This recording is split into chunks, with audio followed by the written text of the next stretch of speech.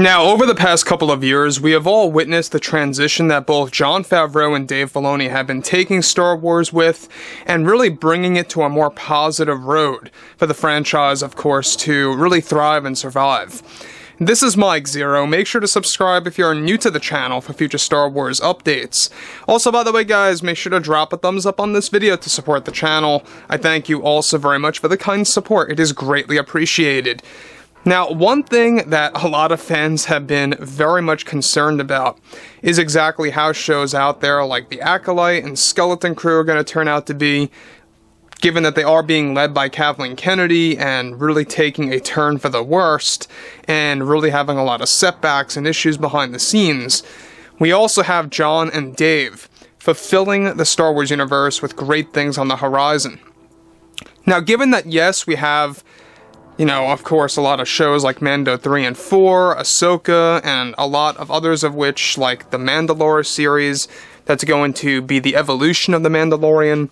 There's a lot of great things coming out of all of these different shows that's going to spawn different spin-offs that will be attached to it all.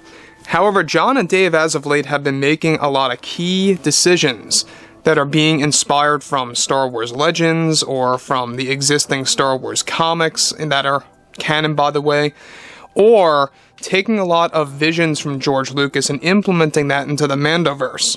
So that brings us to the next big thing here, is that everything related to Jon and Dave is that they want to really explore the Legends characters that a lot of fans grew up with, as well as giving characters the proper arcs that they deserve.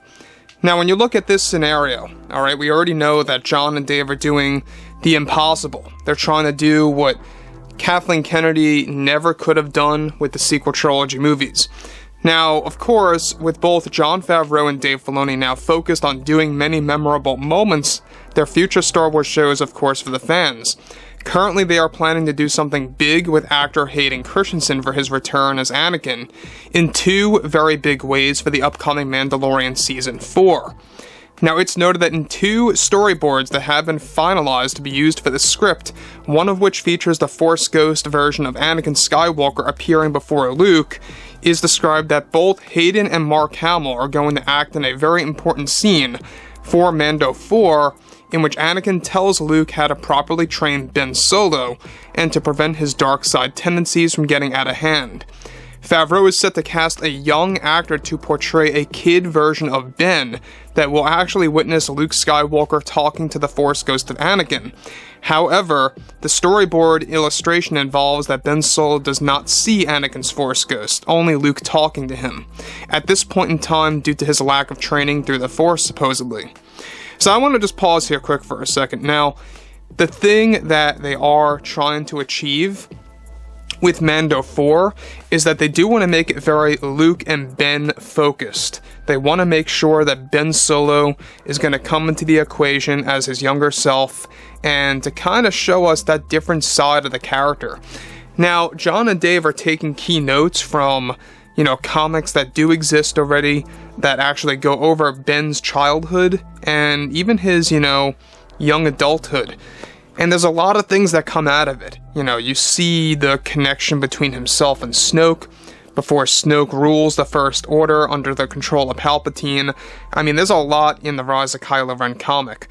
Now, when you look at Jon and Dave when it comes to how they're utilizing Anakin, is that they are trying to insert Anakin as the guide, or the person training Luke in a sense, or giving him lessons on how to properly train Ben Solo.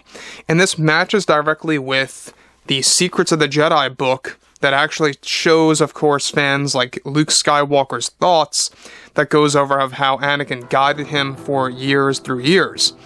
And they want to explore that. They want to explore what was done in the Secrets of the Jedi books, what Luke Skywalker talks about. By the way, guys, those books, the way you read it, the format, it's like Luke is talking to you as a reader. It's a very interesting format. Check it out.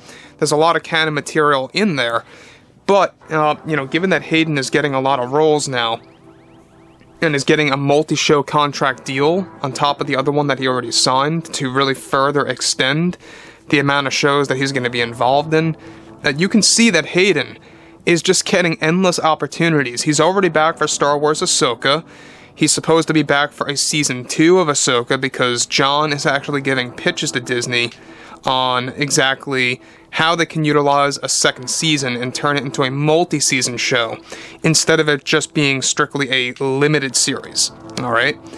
Now, on top of this is set to be the second time that Anakin will appear in Mando 4, communicating with Luke Skywalker and giving him advice on how to train Ben Solo.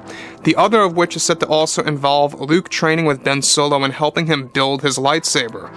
Jon and Dave are said to be retconning the age that Ben Solo first received his saber in the official canon, and that his saber originates from the Old Republic era, from a fallen Jedi during the sacking of Coruscant. Now, Anakin's Force Ghost for the scene on Ossus is said to appear to have a lightsaber design that is slight difference, of course, to the other one.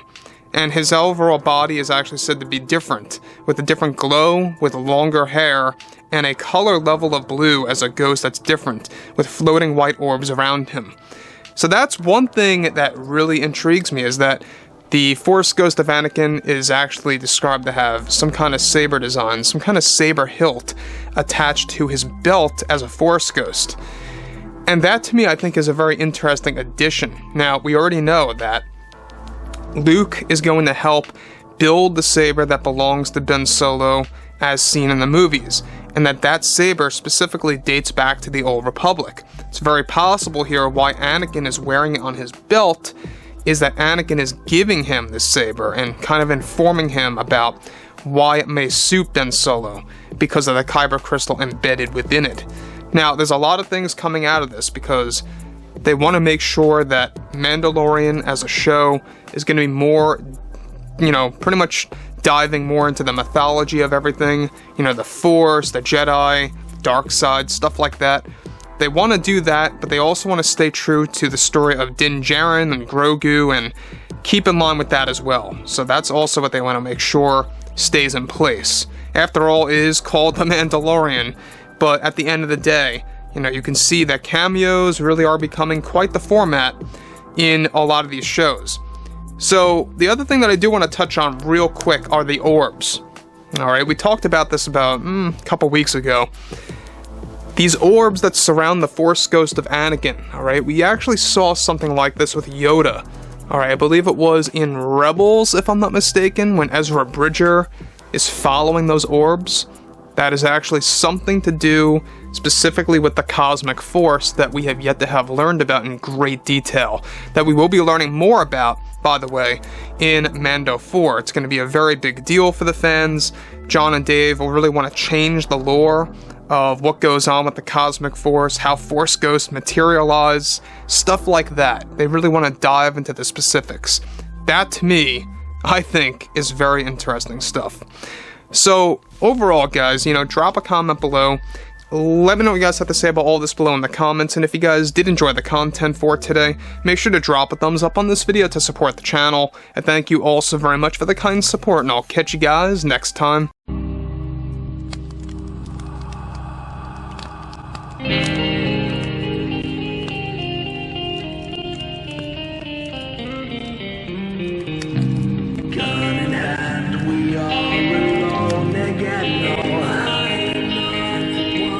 From night to moon